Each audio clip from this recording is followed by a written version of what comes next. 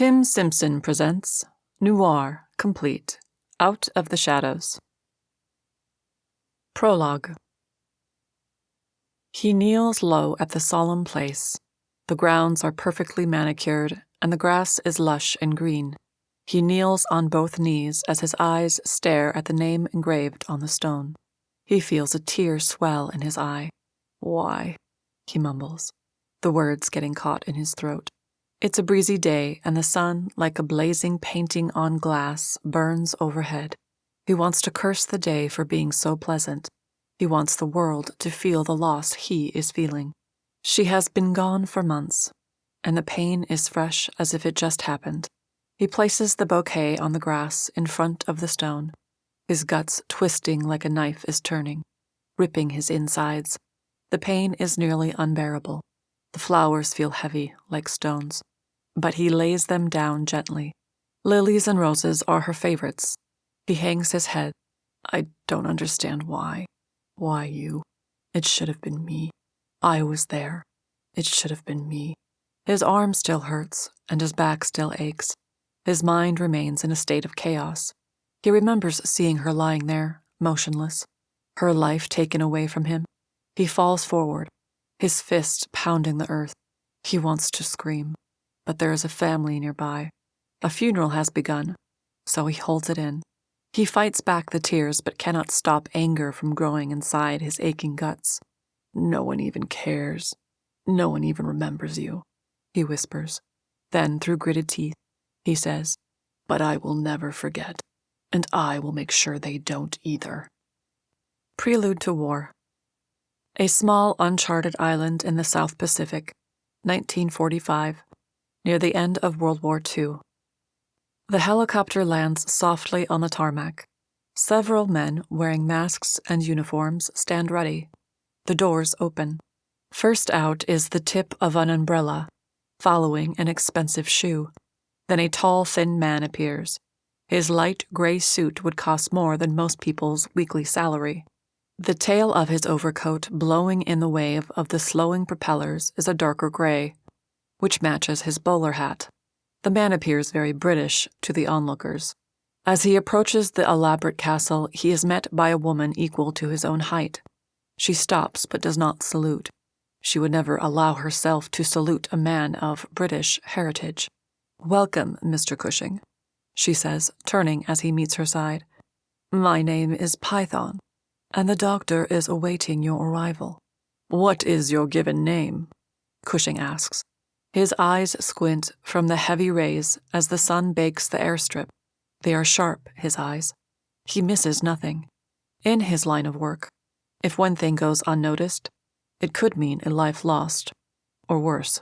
He sees the rocks leading down to the water's edge. He knows mines are under some of those stones. He can see a small village behind the massive structure up ahead. It resembles a castle. His eyes look up the stone wall to where the windows sit far overhead. He is sure many of the windows are bulletproof. They would have to be. The village behind also has its walls. They cover the entire island. All he sees are the tops of the buildings. His money has gone far here. As he has already anticipated her answer, she responds without missing a beat or looking directly at Cushing, and said, "It's classified." He grins his crooked grin, but says nothing, even when the more oversized iron doors swing open to reveal tanks and other large vehicles that only a warrior could appreciate. He remains silent. It wasn't until halfway through the hangar that he decided to speak, but said only, "It's good to see my money is being well spent." Coming to the elevator, both step inside. She presses the top button, and the elevator begins lifting. After a short, uncomfortable silence, the ding signifies that the elevator has reached its destination, and the pair step out into a darkly painted hallway, solemn and sorrowful, void of paintings or decorations. Even the warm carpet is a dark shade of red. So dark it looks black. The only lighting is a strip running the center of the ceiling, painted dark like a charcoal gray. Cushing has lived a life of color and beauty, and to see a place like this, well, he feels as though he were walking through a dungeon. They turn onto another long hallway when he notices a few photographs lining the walls. 3 on his left are leaders from another time, such as Genghis Khan, Attila the Hun, and Caligula. On the right side are Ivan the Terrible and Vlad the Impaler. Cushing, moving his eyes to the young woman at his side, he says, "Interesting role models." The right side of her mouth curled into a smile. And finally, reaching the end of the journey, where 2 prominent uniformed men stand, the doors part into a large meeting room, at the center of which is a 25-foot rectangle table. Beside the table and center stands an equally tall bald man, who, like his drab surroundings, is wearing a gray shirt with sleeves rolled to the elbows. His eyebrowless brow raises in recognition of Cushing. "Hello, my friend. It is good you could come," says Dr. Alan Ross. Extending a hand, Cushing returns the gesture and shakes Ross's hand firmly. "I believe I know why you're here." Cushing grins the half-grin once he releases Ross's hand. He places his bowler and umbrella onto the tabletop. He then makes his way to the chair at the head of the table, a gesture he knows all too well. He slides the chair out, removes his topcoat, and places it beside his umbrella. Then he sits in the chair. Ross looks at Python and grins. Python turns and walks from the room. "Well, now that the pleasantries are done, as I said, I believe I know why you're here," Ross reiterates. Cushing then places one bony leg over the other, letting his right leg dangle from his knees. "I understand you have sent someone to retrieve Mr. Hitler." Now Ross slides a chair from underneath the table. Once in his chair, he reaches for a bottle of scotch, sitting at the table's center, a small glass placed on each side. "Would you care for a drink? It's 200 years old and very rare." "Of that I am sure, but no, thank you. I want to discuss your reasoning for rescuing a madman like Hitler." Ross continues to pour himself a drink. He lifts the glass, lowers it to his nose, and inhales the aroma. He grins again. Ross then takes a sip and for a moment lets the liquid sit inside his mouth to soak his taste buds in the smooth yet harsh taste of the expensive drink. Then he swallows, closing his eyes as it slides down his gullet.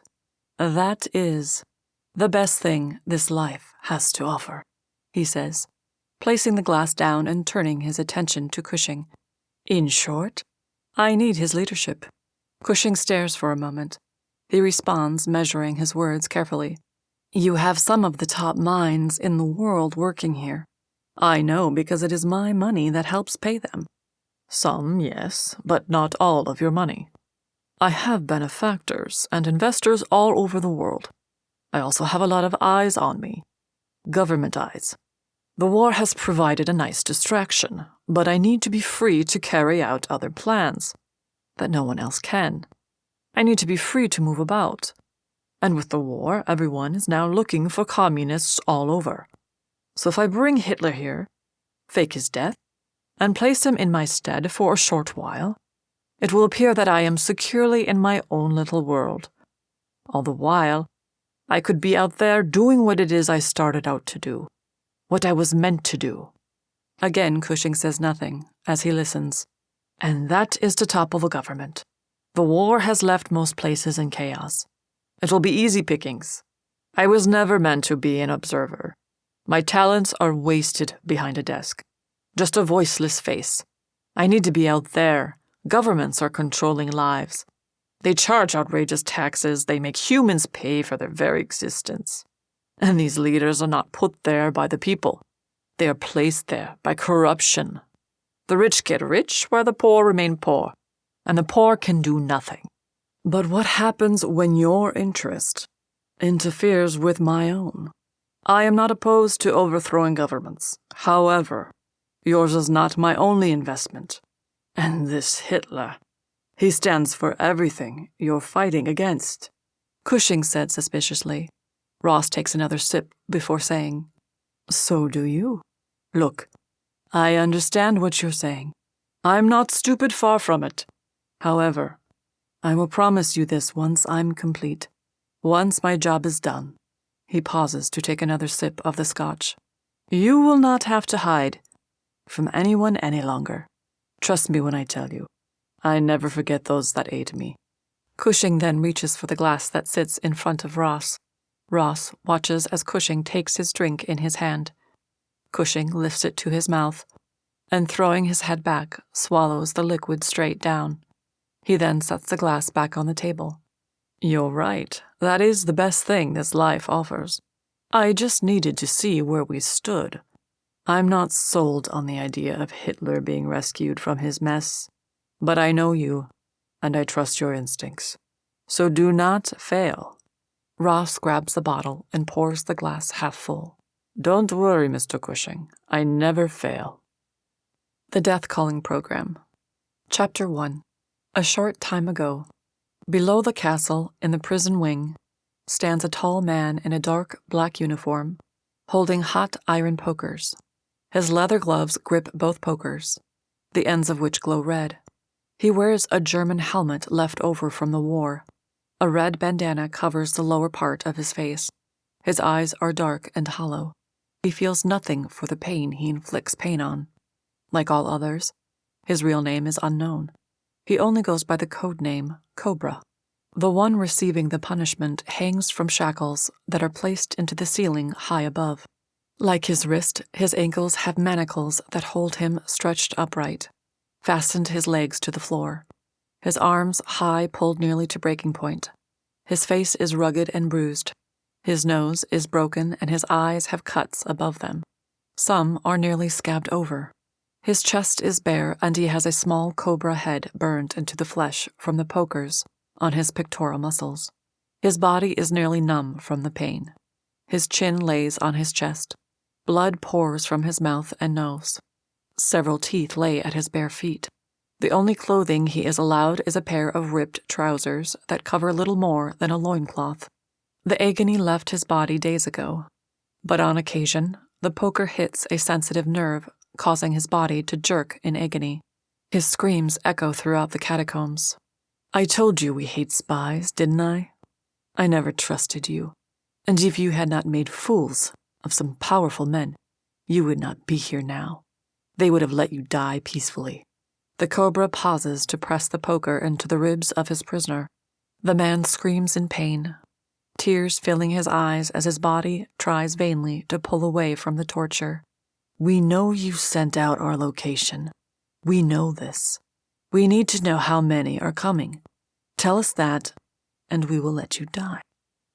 My name is Charles Mark, and I...